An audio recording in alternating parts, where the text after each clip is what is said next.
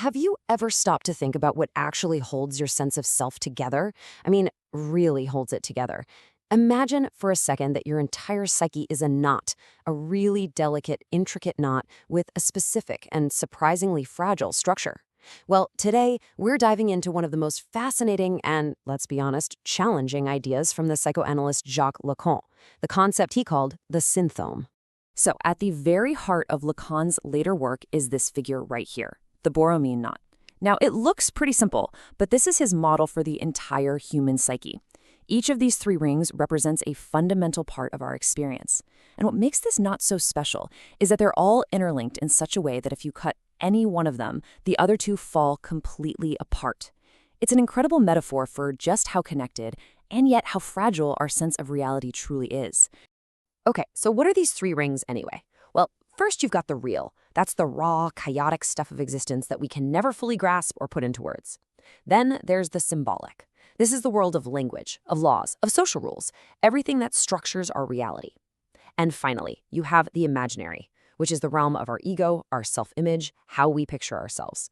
For most of us, these three are knotted together, creating what feels like a stable, coherent reality. Which of course brings up a huge question. What happens if the knot is faulty from the start? What if those rings just aren't linked up correctly?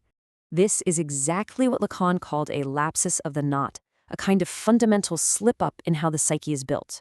You can see it perfectly in these diagrams from Lacan's own seminars. Without that crucial link, the three registers just drift. There's literally nothing holding them together. And the consequences of this are, well, they're massive.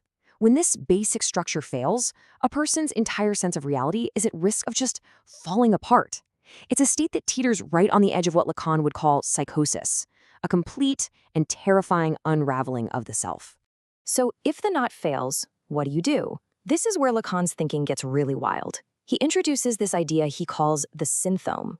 And get this, he uses an archaic, old spelling of the word symptom. That's a huge clue, because this isn't just a symptom you try to cure. It's an artifice, a kind of fourth ring that a person literally builds for themselves to manually fix the faulty knot and hold their world together. So the symptom, that fourth ring you see here, doesn't just link up with the others. No, it actively weaves through the real, the symbolic, and the imaginary. It's like a thread that splices them all together. It becomes this totally custom, personal solution that provides the stability that was missing from the get-go. And here's the thing, this isn't some one-size-fits-all fix. Lacan has this amazing bit of French wordplay, calling it perversion. Now, it sounds like perversion, but it literally means aversion toward the father. It's his clever way of saying that when the standard anchor for the psyche, the universal law he called the name of the father, doesn't work, a person has to invent their own personal version of that law to live by. Okay, so what does this look like in the real world? For his prime example, Lacan did something fascinating. He didn't turn to a patient file. He turned to the great modernist writer James Joyce. Lacan basically saw Joyce as the ultimate case study of someone whose entire existence was structured around their synthome. So what was the issue for Joyce? According to Lacan, it all came down to a profound paternal lack. His father was, and this is the quote, radically deficient. What that means is he failed to provide that essential symbolic anchor, that name of the father, that's supposed to knot the psyche together for most people. And what does that actually do to a person's psyche?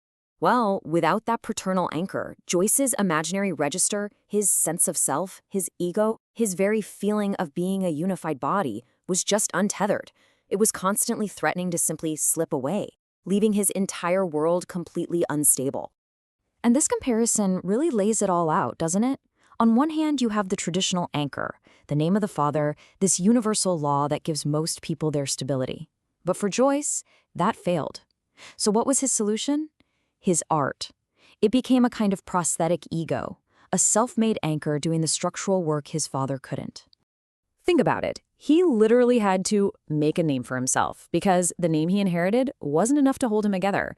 His writing wasn't just a passion or a career. For him, it was a life-sustaining structural necessity. So in the end, Joyce's art became that fourth ring we were talking about.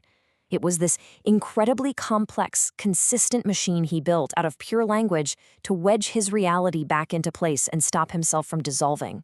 This whole idea of the synthome, wow. It has these huge, radical implications for what psychoanalysis is even for. It completely moves the goalposts away from the simple idea of a cure. I mean, you can't overstate how big of a shift this is. The old way of thinking was all about eliminating the symptom, right? You treat it like a secret code that once you cracked it, you could just get rid of. But with the Sinthome, the goal is the exact opposite. It's to help the person inhabit it, to help them see that this thing they thought was a symptom is actually the essential support system holding their entire life together. The philosopher Adrian Johnston puts it just perfectly. Were the subject to be cured of his or her Sinthome, he or she would cease to exist. Let that sink in. You wouldn't be healing them. You'd be dismantling the very structure of their being. They would literally fall apart. So, the goal isn't to get rid of the problem anymore. It's about developing what Lacan called a savoir-faire, which basically means a know-how or a skill. It's about learning to artfully use this unique thing you've built for yourself to turn what looked like a symptom into your own personal masterpiece.